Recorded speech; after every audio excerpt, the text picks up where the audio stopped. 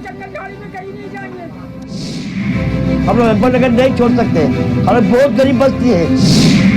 बहुत दर्द की बात है कि ये अगर छत चली गई तो बेचारे कहाँ जाए। कि उत्तर प्रदेश के मुख्यमंत्री एक विशाल समंदर है और मैं उनसे बार बार अनुरोध करूंगा, उस विशाल समंदर से 2-4 लोटे पानी अगर इस बस्ती को डाल देंगे तो ये बस्ती हरी भरी हो जाएगी। इस सरकार से निवेदन है, हमारा बच्चों का छत बचाइए। हम कहाँ जाएं? कि हम लोगों का घर ना तोड़े और हम लोगों को यहीं रहने दें, क्योंकि हम लोगों की ना पढ़ाई वेस्ट हो रही है। हम लोगों को 2 महीना माता पिता को खिलाने की बारी आई, ले ली सन्यासी सारी, मिल गए कुर्सी प्यारी, भूल गए सारी सन्यासी सारी। आत्महत्या कर लेंगे या तो ला के बम ऊपर से डाल दे, हम लोग एकदम से ही खत्म हो जाए। बस लेटेंगे।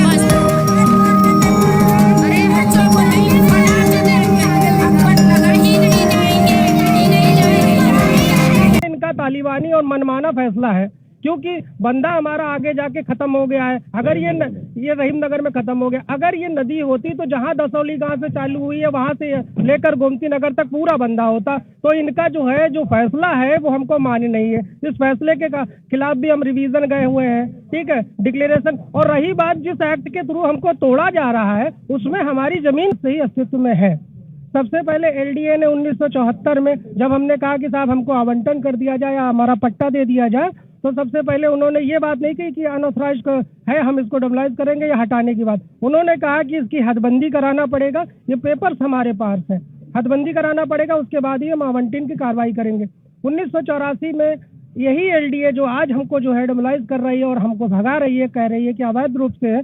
1984 में इसी ने सर्वे कराया और 284 लोगों को यहाँ पर मकान पाए, जो कि उत्तर प्रदेश अकबरनगर उत्तरी क्षेत्र में 284 लोगों को प्रमाणित किया कि लोग यहाँ अवैध रूप से नहीं रह रहे, केवल किराया नहीं ना दे रहे हैं। 283 लोग, हाँ, नहीं, कमला का भी नाम था, 284 हो गए। 284 लोग जो है यहाँ पर, ये लिस्ट हमारे पास है, आज भी है, यही का मुकदमा चल रहा हुआ है, पेंडिंग है। पेंडिंग होने के बाद अपील हमारी पेंडिंग है, रिटे हमारी पेंडिंग है। उसके बाद भी ये, क्योंकि न्यायालय में जब तक कि हमारा कोर्ट में केस चल रहा होता है, डेमोलाइज की कार्रवाई निषेध है कि नहीं करनी है, मगर फिर भी ये कर रहे हैं। ये इनकी मनमानी है एलडीए वालों की, ठीक है, प्रशासन की। तो हम प्रशासन से गुहार करेंगे कि ये कार्रवाई आप ना करें। 55 साल से तो रह ही रहे हम। अब रहा सवाल इस बात का है कि ये कानून के हिसाब से हम लीगल हैं, क्योंकि लीगल इसलिए हैं कि यहाँ पर जो हमारे मकान बने हैं वो एक एक ईंट रख के बनाए गए हैं। शुरुआत में हमारे मकान कच्चे थे, धीरे धीरे हमने अपने मकान बनवाना शुरू किया। प्रशासन कभी ये नहीं रोक लगाया कि आप गलत हैं। जो भी हमको व्यवस्था थी, बिजली, पानी, नाली, खरंजा, आयुष्मान कार्ड, राशन कार्ड, पहचान पत्र, पासपोर्ट, सारी व्यवस्था की गई। फिर भी आज अचानक क्या हो गया भैया, आज कह रहे हैं कि आप अवैध हो। कौन सा अवैध भैया? और एक तो एलडीए ये कह रहा है कि आप जो मकान बनवाए हो तो ये अवैध है, क्योंकि इसका आपका पास नक्शा नहीं है। और जब से हम बसे हुए हैं तब ये गांव था, शहर में नहीं था, चनेहट ब्लॉक में था। जब ये गांव से शहर में आया, नगर महापालिका में, तब जाके यहाँ पर स्ट्रीट लाइट और पानी का अरेंजमेंट किया गया। उसके बाद हुआ ये कि ये जो जमीन है वो चारागाह की थी। चारागाह कहाँ होता है? शहर में नहीं होता है, गांव में होता है। तो गांव में ये चारागाह की एक हिस्से पे जमीन पे हम लोग यहाँ पर बसे हुए। बाकी हिस्सा ये है सचिवालय कॉलोनी, सियादे कॉलोनी, ये सब कॉलोनियां उसी चारागाह की जमीन पे बसी हुई हैं। वो नहीं गलत, वो भी चारागाह पे है, और हम गलत हैं क्योंकि हम गरीब हैं। उस समय ये बंधे भी नहीं थे जब हमारा गांव बना था। अब सवाल इस बात का ये उठता है कि ये बंधे क्यों बनाए गए। यह बंधा जो हमारे सचिवालय कॉलोनी और सियादी कॉलोनी को बचाने के लिए, फिर वो शक्ति नगर बंधा बनाया गया, इंदिरा नगर को बचाने के लिए, संजय गांधी का पुरम बनाया गया, संजय गांधी गोमती नगर में पानी न जाने पाए। आया है कि कुकरायल नदी जहाँ से चालू है, नदी इसको कहा गया है नाले को, पर नदी रहा सवाल, अगर ये नदी थी तो जहाँ से दसौली गांव से चलती है और पेपर मिल होकर नदी गोमती में मिलती है, पूरा बंधा क्यों नहीं है? कहा है कि भाई हम एनजीटी की रिपोर्ट के हिसाब से 2 बंदे की जगह को हम अवैध करार देते हैं, लिहाजा हम डिमोलाइजेशन। तो ये इनका तालिबानी और मनमाना फैसला है, क्योंकि बंदा हमारा आगे जाके खत्म हो गया है। अगर ये रहीम नगर में खत्म हो गया, अगर ये नदी होती तो जहां दसौली गांव से चालू हुई है वहां से लेकर गोमती नगर तक पूरा बंदा होता। तो इनका जो फैसला है वो हमको मान्य नहीं है। इस फैसले के खिलाफ भी हम रिवीजन गए हुए हैं, ठीक है, डिक्लेरेशन। और रही बात जिस एक्ट के थ्रू हमको तोड़ा जा रहा है, उसमें हमारी जमीन का कोई कंटेस्ट नहीं है। जो धारा 27 में कानून एक्ट चिक के कर रहा है कि केवल हम अनऑथराइज्ड कंस्ट्रक्शन के लिए बात कर रहे हैं, वो भी मगर एक मकान में 4 से 5 फैमिलियां रह रही हैं, दलित भी हैं, मुस्लिम भाई भी हैं, ओबीसी भी हैं, जनरल भी हैं, सारे कम्युनिटी के बच्चे पढ़ने वाले हैं, सारी चीजें। और घरेलू कामगार महिलाएं हैं जो कि कोठियों में चौका बर्तन करके अपना गुजारा भत्ता परिवार चलाती हैं। अब अगर रहा सवाल इनको वहां दे भी दिया जाता है तो इनके जीवन पे आ जाएगा, क्योंकि वहां कोठी बंगले तो मिलेंगे नहीं, काम करेंगे तो उनके बच्चे तो भूखे ही मर जाएंगे। केवल 5 लोगों को, उसमें से मैं भी था। और सीएम साहब से मुलाकात नहीं हुई, मुख्य सचिव से मुलाकात हुई थी, वो तो उन्होंने दरखास्त ले ली है, बाकी और कुछ नहीं है। ये आसरा योजना और पीएम आवास योजना की बात कर रहे हैं, मगर वो 5 से 7 लाख रुपए में है। अभी ये कह रहे हैं 5,000 रुपए का रजिस्ट्रेशन कराइए, एक घर पे एक ही लोगों को कह रहे हैं, बाकी 5 फैमिलियां कहाँ जाएंगी? क्या वो क्या कहते हैं जाड़े में मर जाएंगी? छोटे छोटे बच्चे हैं। तो आवाज छोड़ो, ये छोटे छोटे बच्चे नौजवान जो हैं, जो हाई स्कूल इंटर की जिनका पेपर है मार्च में, वो कहाँ जाएंगे? हमारे देश में कभी कहीं ना इस कानून में लिखा है कि आप शिक्षा से वंचित हो जाओ।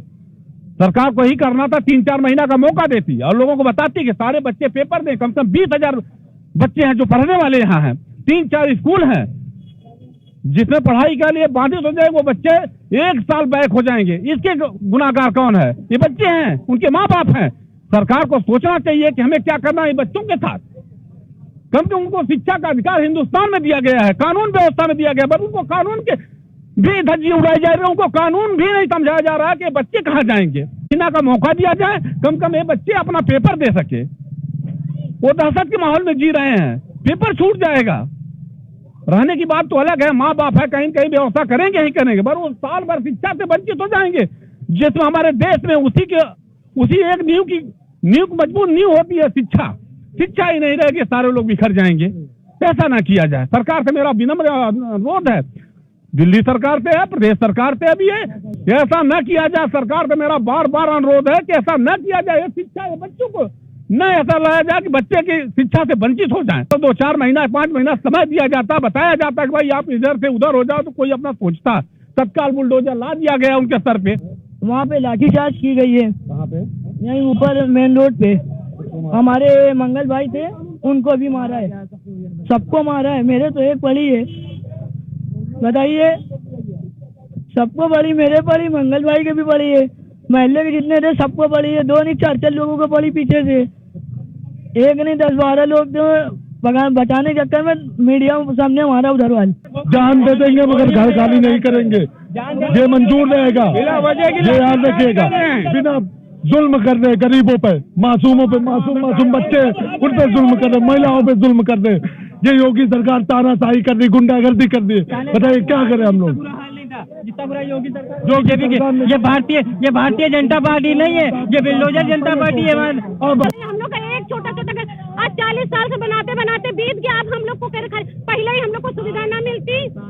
70-80 साल जब बाढ़ आई है तब यहाँ हम लोग से बाढ़, ये सब तो बूढ़ा हो गए, हम लोग 40 साल के हो गए। हम लोगों को यही सरकार पे भरोसा, हम लोग को इसी से न्याय मिलना चाहिए, हमें किसी से कुछ नहीं चाहिए। हमने जब वो 5 लाख का मिल रहा है, एक परिवार में 20 लोग हैं, बताइए कहाँ रह लेंगे उसमें एक परिवार में। और पैसा 5 लाख हम जब हमारा कोई काम धंधा नहीं आदमी करेंगे तो हम खाएंगे कहाँ? बड़ी बात ये है, 5 लाख रुपए जो ले रहे हैं, आवास योजना दे रहे हैं प्रधानमंत्री, ये जाकर वहाँ किसके झूठे बर्तन और किसको ये काम करेंगे? कहाँ से ये पैसा देंगे उनको? और जंगल में ये क्या करेंगे? अरे यहाँ पर इनका भविष्य जुड़ा है।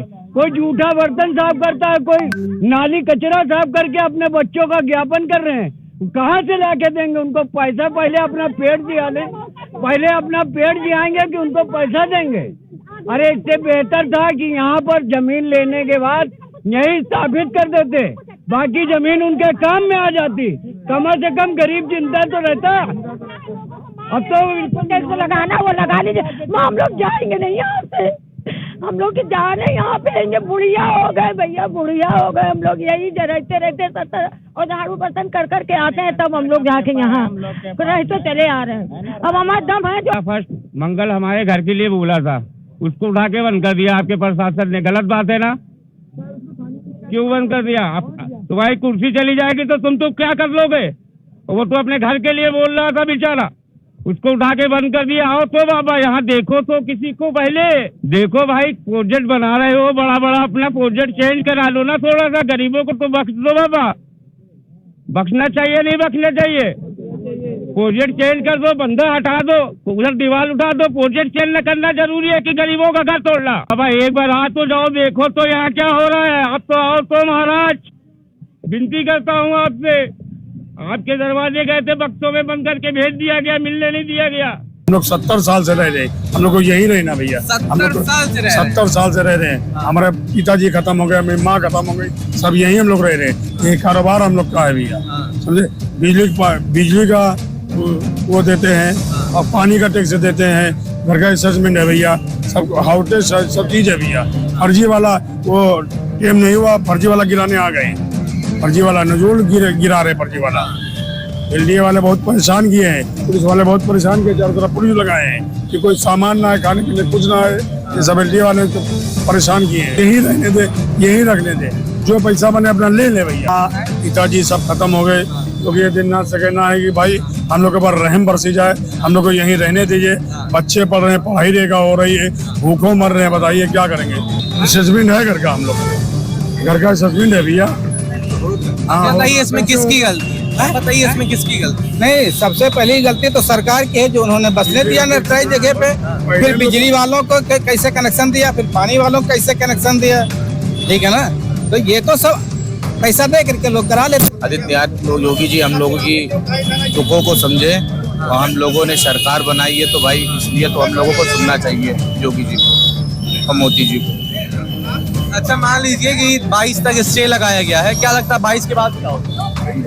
ये हमारे योगी जी के हाथ में है। योगी जी इसको जो है, और मोदी जी से गुहार है कि जो इसको जो है संज्ञान पे समझें और थोड़ा सा यहाँ के बारे में वो सही फैसला ले। हम यहाँ रह रहे हैं 60 साल से, बहुत मेहनत से बनाया है। अब चल फिर नहीं पा रहे हैं, ये मोहताजी में देखो हम सामान निकाल के ले जा रहे हैं। अब ये सुविधा बता रहे हैं, स्टे मिल गया है, कुछ नहीं मिला है, 22 तारीख तक खाली टाइम दिया गया है, बस भैया इससे ज्यादा नहीं। अब कहीं जाएंगे भैया जहाँ नसीब ले जाए। अभी तो कोई सहारा है नहीं फिलहाल, कोई सहारा नहीं है। अच्छा ये बताइए, जिंदगी का पैसा इसी में लगा हुआ है, कमाया दुकानी में लगा दिया, बाकी जो खाने पीने घर ले गए, जितना पैसा जरूरत बाकी सब दुकानी में लगा दिया। अरे रिवर फ्रंट में जितनी जरूरत उतनी ले ले, हम लोग को बख्श दे, छोड़ दें, यही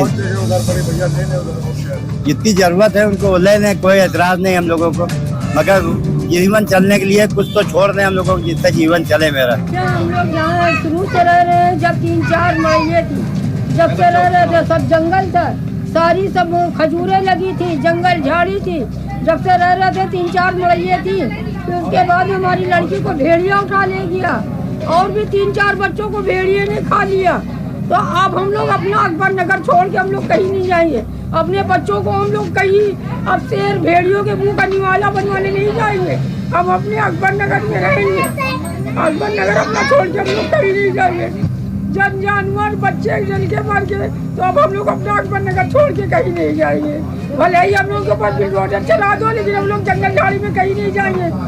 जंगल झाड़ी में दे रही है, हमारे बच्चे कहीं से जंगल में दे रहे हैं, कहीं तो दूर दराज कमा के आए, रास्ते में चोर चंडाल हमारे बच्चों को मार डाले, रात में चोर चमा रहा है, हमारे घरों में कॉलोनी में घुस जाए, हमारी बहू बेटियों की इज्जत लूट ले, तो हम लोग इज्जत की कुर्बानी देने नहीं जाएंगे, ना हम लोग अपने बच्चों को लेके कहीं जाएंगे। मैं मोहम्मद इफ्तिखार हूँ और मैं इसी बस्ती में रहता हूँ, और इस बस्ती में हमारे पिताजी पहले यहाँ पर थे, उन्हीं के टाइम से हम लोग छोटे छोटे थे, उनके साथ में रहा। मेरी इस वक्त लगभग 52 से 54 साल की उम्र है। हमारे बच्चे भी बड़े हो गए हैं, हमारी तीसरी पीढ़ी बढ़ रही है।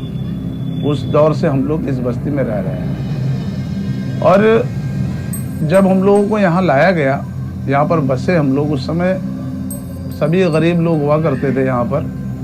तो उस दौर में ये शहर के बाहर का इलाका था, देहाती इलाका कहलाया जाता था, ग्रामीण क्षेत्रों में। और ये जो बांध ये इधर बता रहे, ये बंधा बंधा नहीं था उस दौर में। एक नाला था ये बगल में, यहाँ पर एक झुग्गी झोपड़ी वगैरह बनी हुई सब बना करके अपना जीवन यापन कर रहे थे।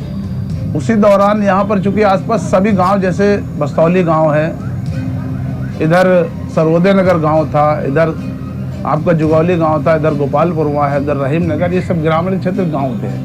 इसी एरिया में हम लोग भी यहाँ पर आकर के, उस समय पिताजी वगैरह रहे होंगे, बस गए होंगे उस जमाने में, तब से हम लोग यहाँ पर अपना जीवन जी रहे हैं।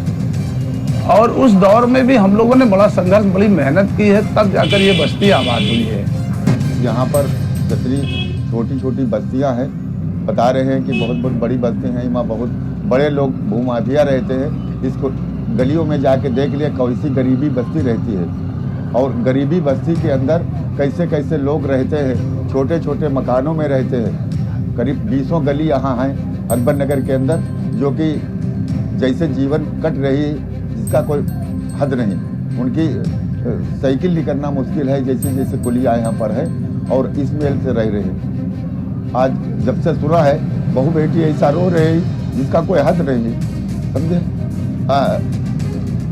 हम लोगों का क्या होगा हाल। 8 बच्चे हैं, जवान जवान बेटी है, इनका जब लेके कहीं बाहर जाएंगे तो इनकी इज्जत कैसे बचेगी, क्या होगा। मैं ये सर से कहना चाहता हूँ कि मेरी सरकार से गुजारिश है कि हमारी बस्ती बचाई जाए इसी हालत में, और अपना काम भी किया जाए। हम लोग यहाँ 50 साल से रह रहे हैं, हम लोग को बहुत सुविधा मिली है, सब कुछ है, लेकिन अब ये आखिरी में ये लोग खाली करवा रहे हैं। हम लोग हाउस टैक्स देते हैं, सब कुछ देते हैं, सब कुछ, लेकिन उसके बावजूद भी पता उनकी कौन सी खिलाफत है इन लोगों को कि इन लोग हम लोग को पर दया नहीं कर रहे हैं। बताइए क्या करें, कुछ समझ में नहीं आ रहा है हम लोग को। 1969 से यहाँ पर हम रह रहे हैं, लगभग करीब 54-55 साल हो रहे हैं मुझे। हमारी उम्र उस वक्त 30 साल की है, और यहीं पर माँ बाप उन्हीं के जरिए यहाँ रहे। मतलब माँ बाप ना होते तो कहाँ से आते। तो ये शादी हुई यहीं पर, जो है मतलब बच्चे हुए, उनकी 2-1 की शादी भी अभी की है मेहनत मशक्क़त से। और उस वक्त से मजदूरी थी यहाँ पर 2 रुपये, 2.5 रुपये, 3 रुपये की जो मजदूरी है, उसमें से हम लोगों ने गुजारा किया। हमारी तमाम माँ बहनों ने इधर उधर नौकरी की, बर्तन मांजी, और तब गुजारा हुआ। और उसी से पेट काट कूट के किसी तरह से जो है कुछ बनाया। और जब मालूम हुआ कि पानी बरसा, और पानी बरसने के बाद साहब वो सब पामाल हो गया, फिर बनाया, फिर बरसा, इसी तरह से ज़िंदगी जो है वो डामाडोल होती रही, लेकिन हिम्मत नहीं हारी हम लोगों ने। और जितनी भी सरकारें यहाँ पर आई हैं 69 से लेके और 2010 तक सारी सरकारों ने मदद की। और आपके यहाँ मेले पहले विधायक हुए शकील राजा प्रतापगढ़ 73 में, उन्होंने मदद की। उससे पहले अकबर अली गवर्नर, उन्हीं के नाम से गांव बसाया गया, और 69 से लेकर 73 वो रहे। उसके बाद फिर 77 में आपके डीपी बोरा आए, उन्होंने बल्लियाँ गड़वाई, जब वो जीते विधायक हुए। और यहाँ पर पानी की व्यवस्था की उन्होंने, बिजली की व्यवस्था की उन्होंने, और नाली खड़ंजे भी उन्होंने बनवाए।